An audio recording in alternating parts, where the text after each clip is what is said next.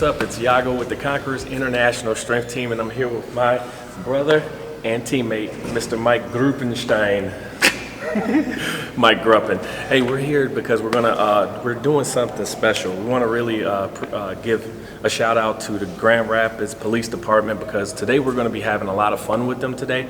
We're going to meet a couple officers. We're going to do a couple stunts. We're going to try out some feats of strength. But today's purpose is about getting to know the human behind the badge. So thank you guys. We're going to have some fun today.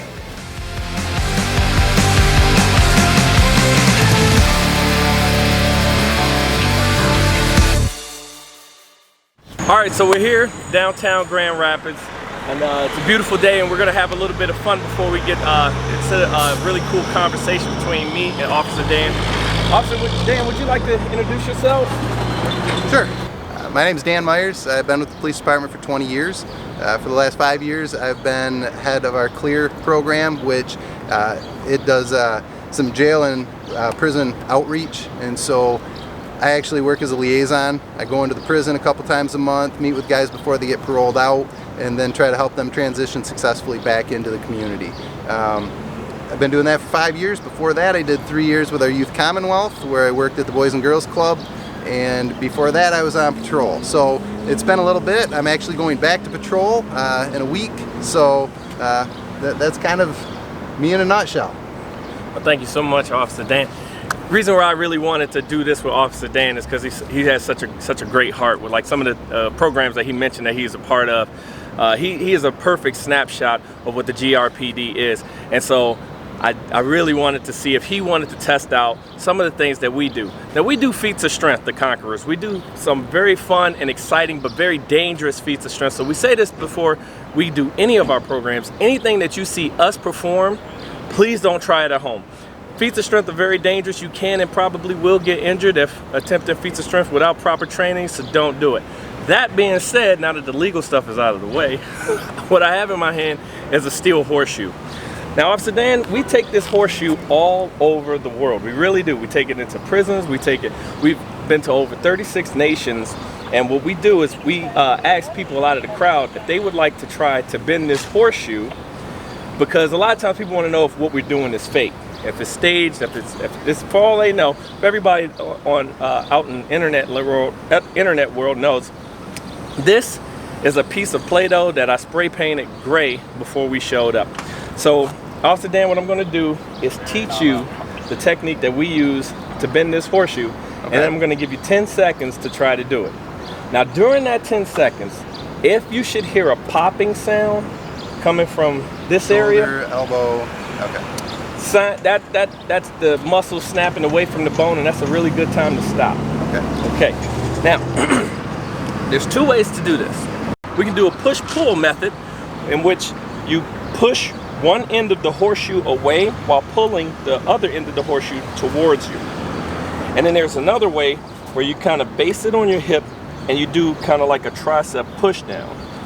Now, what we're going to do is hand you a towel, because outside of this being a pretty difficult feat of strength, there's also a pain tolerance factor. So what I'm going to do is wrap this here and wrap this here, and then we're going to give you 10 seconds to bend this horseshoe. Okay. All right? All right. You're all set? I think so. All right, good sir.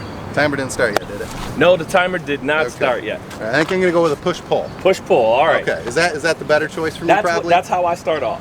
Okay. I actually do. I start off with a push-pull. All right. Ready, set, go. Come on. 1, come on. 2, 3. I think it's starting. 4, yeah, you got it. 5, 6, 7, 8, 9, 10. It might have moved a little bit. Oh, let's see what we got. What do we got? Maybe not. I don't think it moved too much. Well, I think you warmed it up for us. It's loosened. It's loosened? It's loosened Thank up. you so much. Right. Thank you so much, Officer Dan. My pleasure. Well, what do you think? Is this a real horseshoe? It's a real one. Well, in that case, I don't own any horses, but I would say that yes, it is. well, in that case, I ain't doing it. What you're going to see next is Mr. Mike Gruppen. He's going to take this horseshoe and he's going to attempt to bend it into the shape of an English letter S. Mike, would you please take it away? Oh, no towel, huh? All right. Dang. All right, come on, big man. Here we go. Come on, big man, let's go. Piece of cake. All right. Oh, We got the S already? All right. What are you doing now? Come on, Mike, let's go. Come on, let's go, Mike. Get it in there. Come on, let's go. Good work.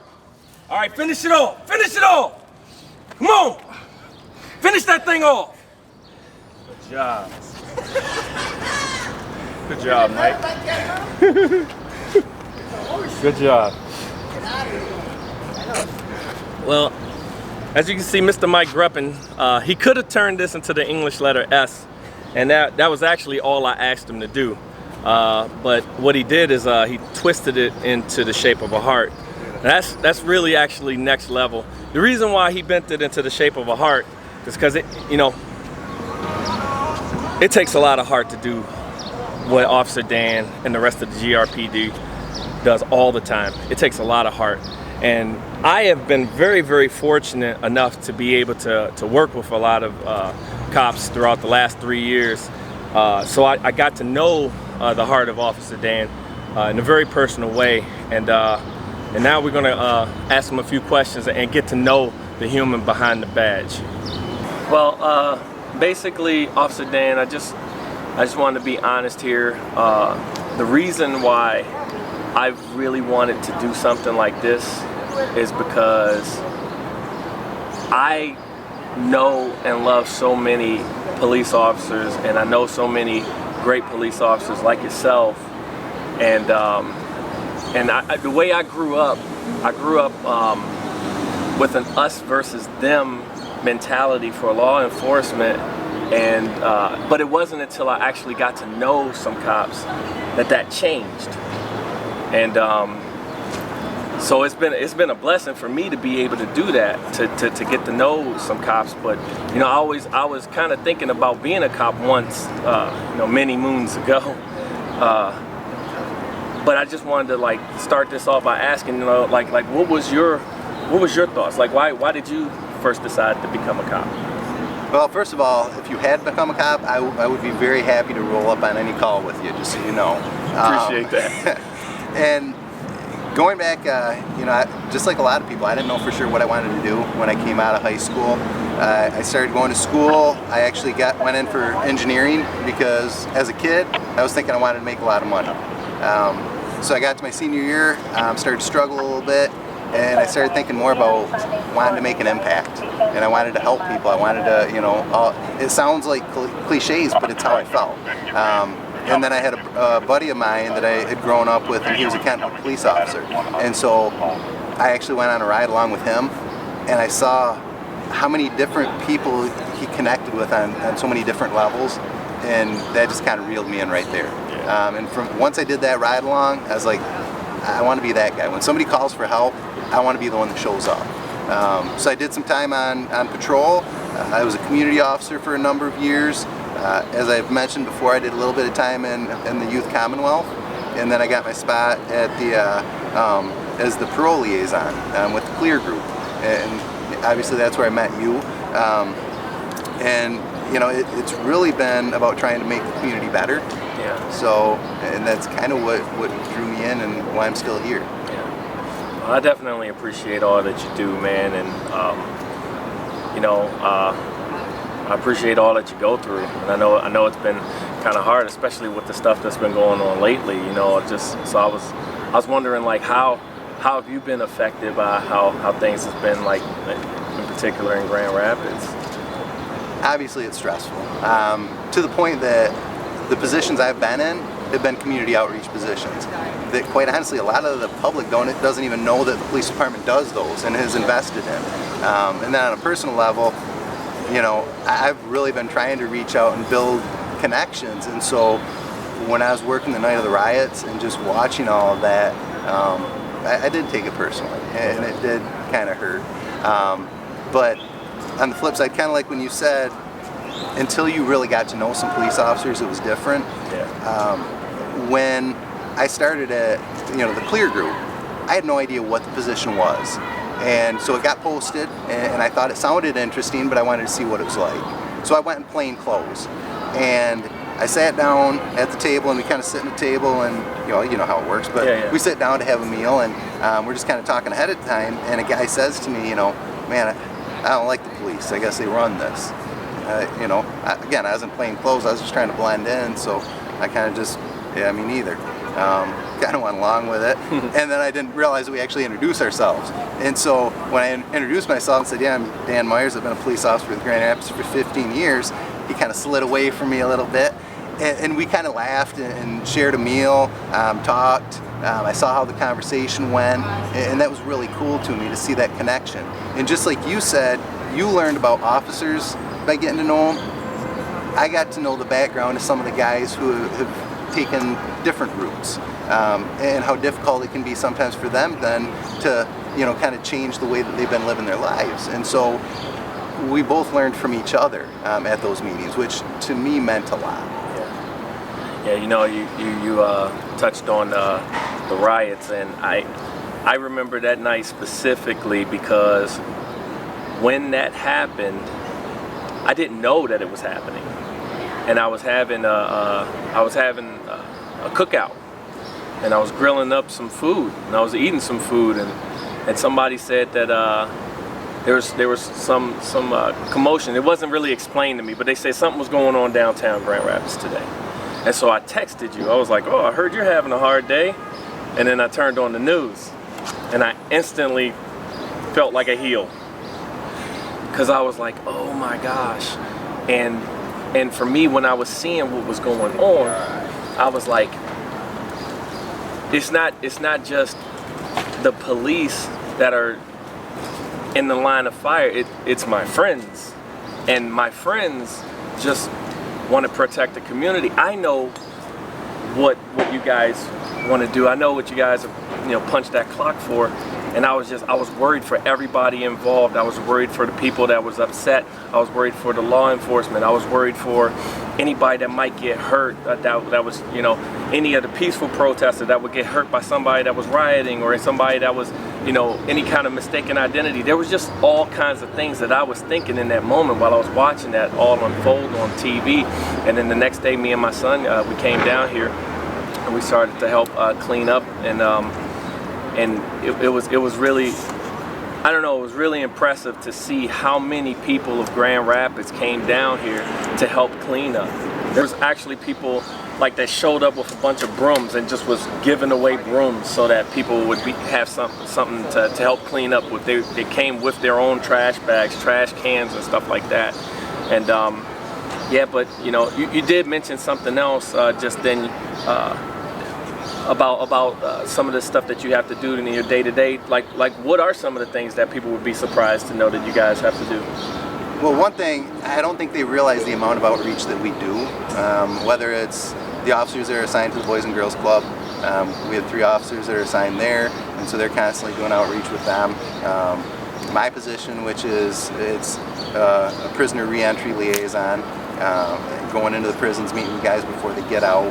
And a lot of that is just connecting them to the resources. Because a lot of times, if somebody's locked up for a long time, when they get out, they don't know where to go. They don't always know where to turn. And back in the olden days, from what I've heard, they give them a check for X number of dollars and are just like, good luck.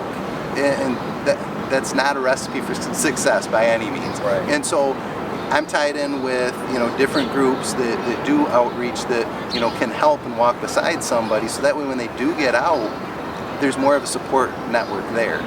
So we're not always just about, you know, law enforcement, locking people up. That's just not the way we function, but a lot of people don't realize or understand that.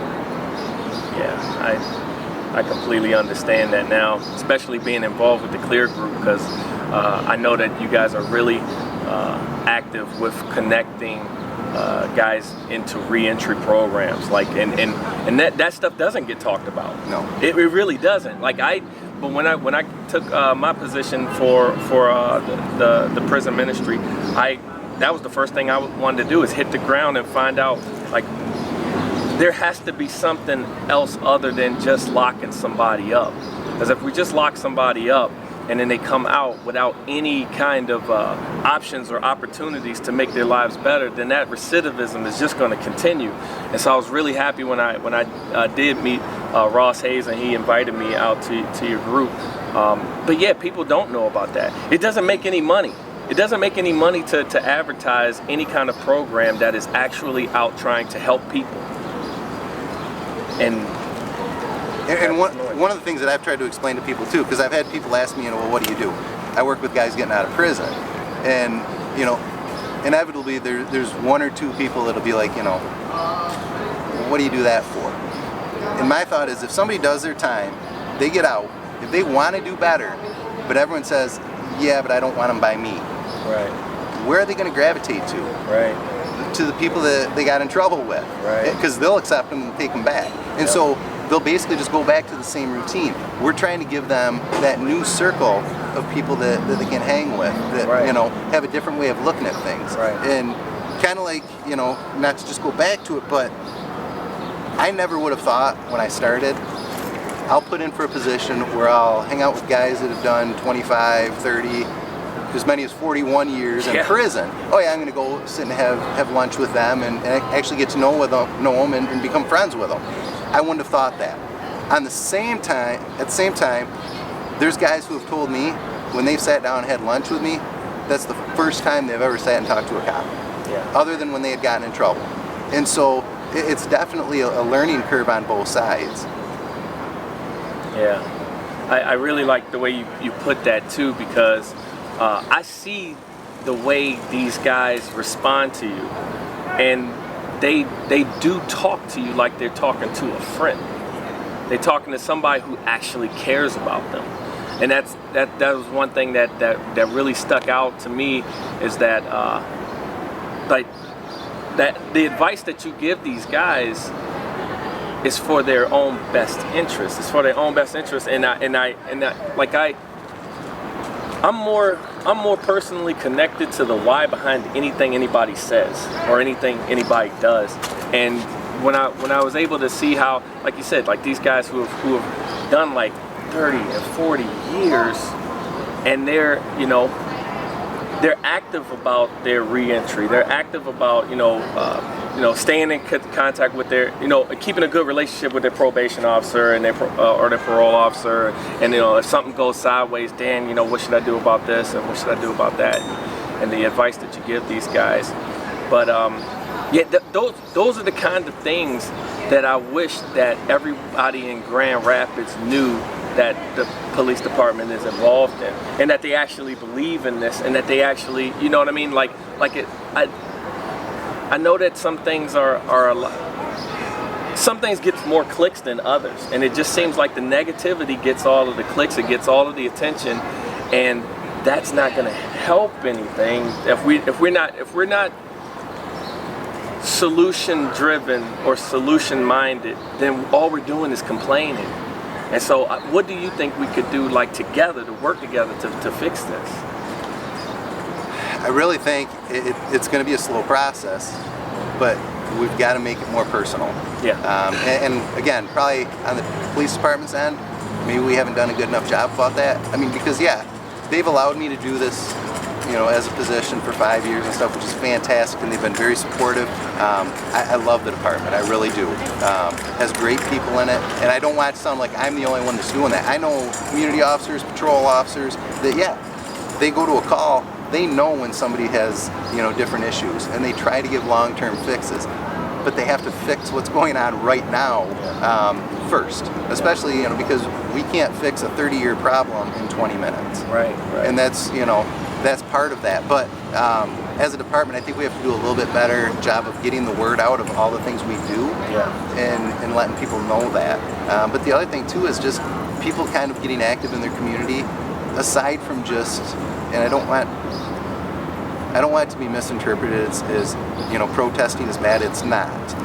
If there's something wrong, absolutely speak out about it, but also learn about it and see what's the solution. Anytime you take one action, there's going to be some unintended consequences, and that's where a lot of that balance comes in. And so we can address this area, but we also have to be mindful of the other things that happen around it, and that's where things get a little bit more complex. I think we're. I might just be overly optimistic, but I really do think that we're headed in the right direction.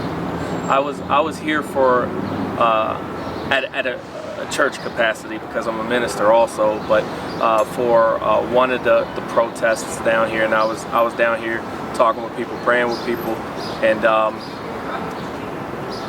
I was here when the chief came out, and he came out with, I think, the sheriff also, and I don't know, when I saw what I saw going on there was a really strong intentional first step in the right direction. And I'm not saying that that's the first step, period. That's the first step that I saw, that I was there for, you know what I mean?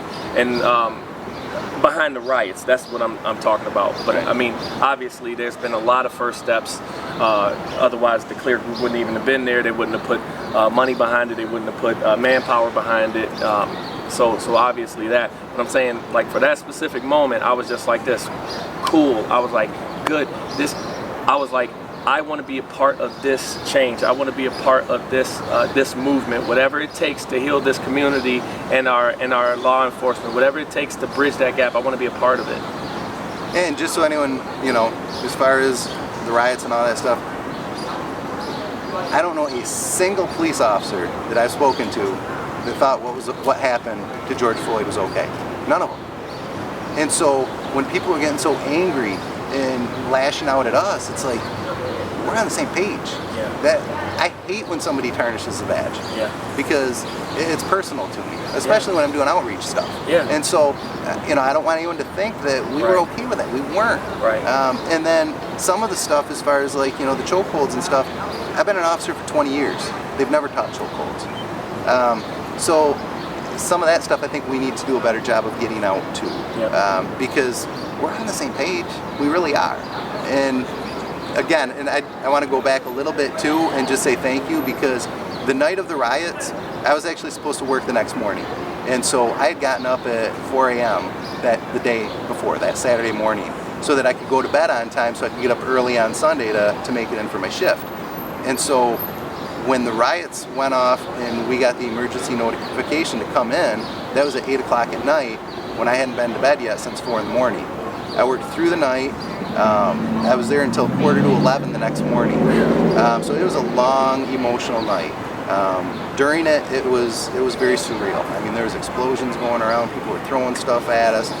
There was a lot of violence and stuff going on. There's some other things behind the scenes that, so it added a lot of stress to it too. When I went to leave after that long and was that exhausted, just to see people down there cleaning up, it gave me a lift like I could not explain to anybody. And then I went home, I crashed, I got some sleep. I woke up because I had to come back into work then, obviously, and I'm not big on social media at all. But I did glance at some, and all of a sudden I see this nondescript picture of somebody praying with a couple of officers and a couple of families. And I'm like, that's Iago. That's my man right there. And so it just meant the world to me, so thank you. And that's not as, a cop, that's as a friend. I really do appreciate you. Yeah, I really appreciate you, man. Like I said, that was hard for everybody, man. I felt like the whole city of Grand Rapids was crying and screaming, man. It tore me up, man. It tore me up. Way to go, Dan. Now you done. Sorry. Sorry, I'll stop. Oh man, but you hit on a number of different things. Like I wish people knew about everything you guys are doing, and I don't know the name of the program that the Conquerors helped with as far as the kids that were playing baseball. We did an event with them. Oh, on base. On base. Yep. So we came down, and I was surprised. We did an event with them, and I was like, okay, this is run by cops. I'm like, well, what else do these guys do? And I'm like, and how come nobody else knows it? So I think. Well, and another story as far as why I take things so personally. When my oldest son, who was middle school age, loved basketball. That was when I put in for the Youth Commonwealth. And so I was working down at the center, and so he came down to play basketball at the clubs. Got to know one of the guys there. He was making some bad choices. He was a high school kid. I had tried talking to him, he didn't want to hear any of it. When his friends were around, he didn't know me. After I brought my son down and my son started playing basketball with them, I think it kind of opened up a little bit to him where it's like, okay, if Officer Dan will bring his son down here to play basketball with us, he must think we're somewhat okay. And so he'd start talking to me a little bit, not about anything of substance, just kind of, you know, hey, what's up? So then one summer night, I fell asleep on the couch with the news on. And my son wakes me up, and there'd been a shooting downtown. And he woke me up to say, hey, is that so-and-so from the club? And it was. Thank God he ended up being okay. And so, but one of his lungs had collapsed, and so he couldn't play basketball or anything. He did have some recovery. And he ended up coming back to the club, and he was sitting down watching his buddies play basketball one time, and I went and just sat by him. Didn't say a word. And finally I kind of leaned over, I'm like, dude, you know we were worried about you. My son saw you, and he was the one that woke me up when it was on the news. The look on his face that we actually cared, I will never forget that look. After that point, I've seen him at Casson Hall in a cruiser, and I flipped around, he got out and gave me a hug, and was like, hey, how you doing? So again, when I talked to him later on, he was like, you know, you're the first cop I ever knew. And so I think that's where too, we have to start making those connections so that, one, we understand what some of the guys that have made bad choices, some of the stuff they're coming from, which I think we do get, but we need to understand that that does have an effect. When somebody has suffered a lot of trauma as they're coming up, yeah, they're going to handle things differently. And then on the flip side, we've got to let them get to know us so that they don't just see us as the guy who shows up when everything goes bad. Yeah. And, you know, but nobody calls the police when they're sitting down for a nice dinner. They call us when crap's going bad, so a lot of times that's what your brain's naturally going to associate somebody. Well, you know, speaking personally from my own experience, it's been a pleasure to be proven wrong about cops. Because I grew up in Washington, D.C., and at the time, Washington, D.C. was the murder capital of the country. I graduated in '96, and it was very much an if you see a cop, it's time to run. It's time to head the other way. Don't talk to them. Don't be involved with them. Don't get to know them. And it's been a real blessing for me to be a part of so many things that the Grand Rapids Police Department has been doing, so that I get to know the human behind the badge. So, anything you want to? I just want to say thanks, man. I've loved getting to know you. I hope that continues, even though I'm switching back out to patrol, so I'm leaving my inside spot, and so I will miss getting to do that. But I think 5 years, it's time to pass it on to somebody else and get some fresh blood in there. But I've made some friendships that I don't think I'll ever let go of. So I hope you're okay with that. I am. I absolutely am. I think of you as a brother, and I love you, man. So thank you. I think of you as a brother too. I love you too, man.